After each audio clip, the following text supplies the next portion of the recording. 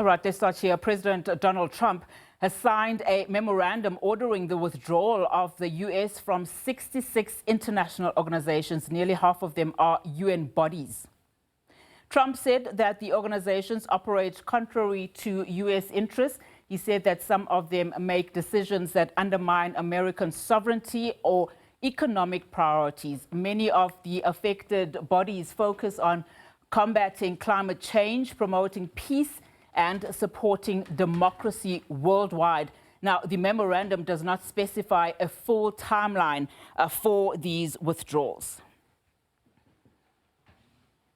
Well, we are now joined in studio by specialist researcher Janet Whitton to help us get a better understanding of what these executive order means. Janet, a very good afternoon to you. For so much to unpack. And I mean, I know you've spent the better part of last night, this morning, just listening to those developments coming from, the U.S. The planned withdrawal of the United Nations, or in fact, the United States, from these 66 bodies, half of which are from the UN, is not an isolated case. I mean, we shouldn't look at it at that. We know that there is that national security strategy document that was compiled in November of 2025. How much of what we are seeing now flows from that document, in fact? That document is very important, but also that document flows from everything that Trump has said, starting in his first term, actually, but then also through all of the multitude of executive orders that he issued in a flurry after he came to power at the beginning of last year and all the way through last year. But that document is actually quite important because it lays out the American strategy, and the American strategy is all about, as we've heard so often from Donald Trump, America first. Yeah. And I think that document is largely put together, I would imagine, by Marco Rubio. You can see his footprint all the way through it. And he certainly has been the one who is apparently behind, for example, the intervention in Venezuela this last weekend. And it's about putting American sovereignty first. Yeah. And if that means infringing on another country's sovereignty, well, that's fine, as long as America comes first, and that's what it's all based on. Yeah, I mean, some of the organizations that it's pulling away from are quite vital organizations. I mean, what we have here on the screen for our viewers is just some of them that are organizations that essentially promote peace. Just speak to us about the significance then of just some of these organizations. And in the context of Donald Trump's comments about peace and how many supposed peace treaties that he's actually been at the forefront of, and that is questionable in and of itself. A lot of that has been fact-checked, as we know. Yeah. But it does question why he would pull out of all of these organizations. I think a lot of it has to do with his antagonism to the United Nations itself. But don't think that this is an indicator that the United States is about to pull out of the United Nations. They're not going to do that because their veto in the Security Council is so important.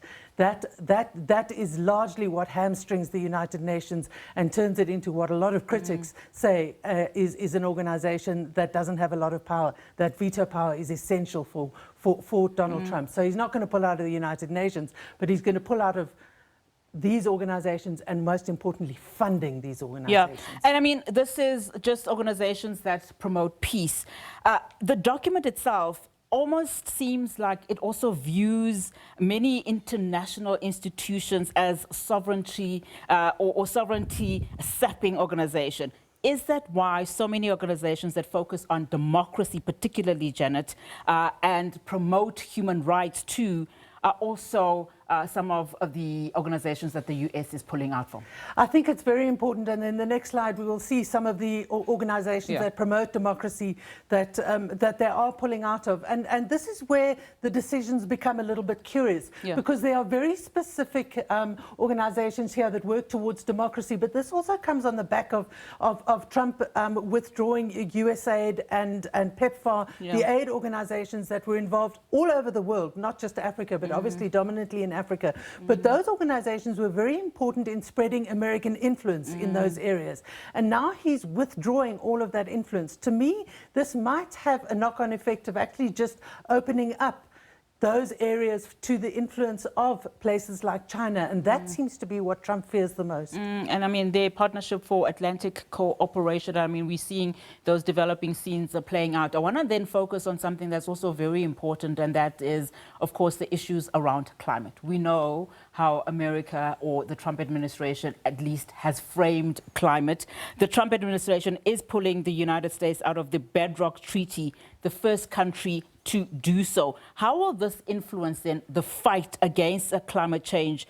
Of course, again, knowing his stance in as far as that is concerned. He's been very vocal, as you say, about the fact that he thinks climate change is a hoax. So he's not just skeptical. I mean, it goes beyond that. But as you rightly point out, the United States is the first country. It's an original signatory of the UNFCCC, and they're now the first country ever. So they're the only country that no longer signs up to that. The United States weren't represented, officially the United States government, should I say, weren't representative at COP in Brazil last year. They've pulled out of the the Paris Climate Agreement. Trump did that in the first term. Joe Biden put them back. Now Trump's done that again. And I think this is going to have a huge effect. We know Trump's obsession with oil. He's a big fan of fossil fuels. He has very close ties to all of the oil companies in the United States. And this is where where this all comes to. So he's pushing the United States back towards fossil fuels, back towards energy that comes from oil.